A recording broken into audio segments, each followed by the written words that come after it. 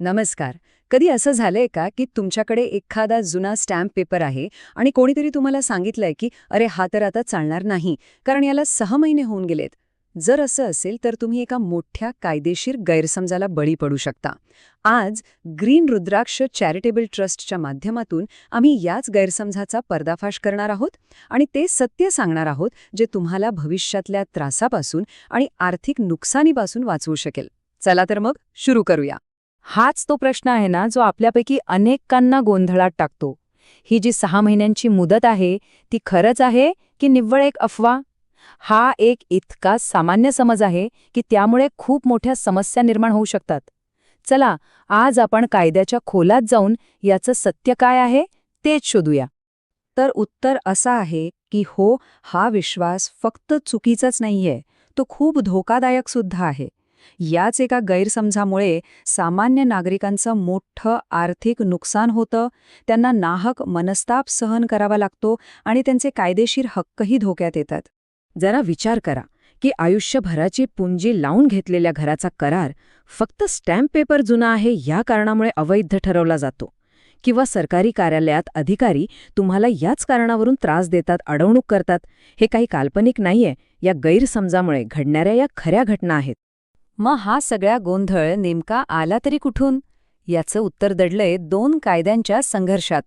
एक आपल्या केंद्र सरकारचा कायदा आणि दुसरा महाराष्ट्र राज्याचा कायदा.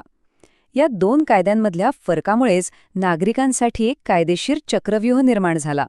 चला, हा गोंधळ आपण सोपा करून समजावून घेऊया. आता बघा, इथेच सगळ्या गोंधळाचं मूळ आहे. आपला राष्ट्रीय कायदा म्हणजे भारतीय मुद्रांक कायदा असं म्हणतो की 6 महिन्यांची मुदत फक्त परतावा म्हणजे रिफंड मागण्यासाठी आहे.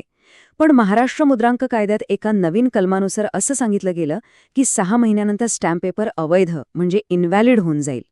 एकच मुदत, पण अर्थ पूर्णपणे वेगळे. आणि याच विरोधाभासामुळे सगळ्या समस्या सुरू झाल्या. हा गोंधळ काय आजचा नाहीये, तो अनेक दशक चालला. 1899 पासून नियम अगदी स्पष्ट होता, रिफंडसाठी 6 महिने. पण 1989 मध्ये महाराष्ट्रात जो बदल झाला त्यामुळे सगळंच बदललं. आणि अखेरीस हा वाद देशाच्या सर्वोच्च न्यायालयापर्यंत पोहोचला आणि 2008 साली एक असा ऐतिहासिक निर्णय आला ज्याने सगळं काही स्पष्ट केलं. आणि मग आला तो क्षण ज्याने सगळं चित्रच पालटून टाकलं. 2008 मध्ये सर्वोच्च न्यायालयाने एक असा निर्णय दिला ज्याने या कायदेशीर वादावर कायमचा पडदा टाकला आणि आपल्यासारख्या नागरिकांना स्पष्टता दिली. हे नाव लक्षात ठेवा, थिरुवेंकड पिल्लाई विरुद्ध नवनीत माल. हा फक्त एक खटला नाहीये, तर सामान्य नागरिकांच्या हक्कांसाठी हा एक मैलाचा दगड आहे. आणि हा आहे तो सर्वात महत्त्वाचा मुद्दा.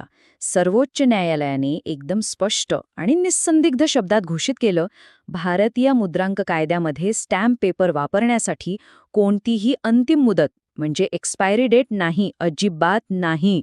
या एका वाक्याने सगळा गोंधळ संपवून टाकला. मग त्या 6 महिन्यांच्या नियमाचं काय? सर्वोच्च न्यायालयाने तेही अगदी सोपं करून सांगितलं आहे. चला, आता आपण या नियमाचा खरा अर्थ काय आहे ते पाहूया. हे अगदी सोपं आहे बघा. ती 6 महिन्यांची मुदत म्हणजे रिफंड मिळवण्याचं तिकीट आहे, वापरायची अंतिम तारीख नाही. म्हणजे जर तुम्हाला स्टॅम्प पेपर वापरायचा नसेल आणि त्याचे पैसे परत हवे असतील तरच ही मुदत लागू होते. वापरासाठी तो कायमचा वैध आहे.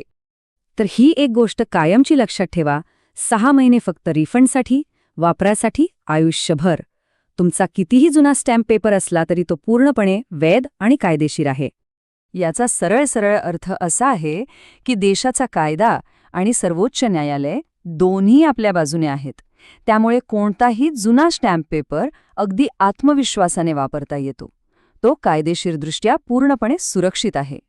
ठीक आहे, कायदा तर समजला, पण ही माहिती आपल्यासाठी इतकी महत्त्वाची का आहे?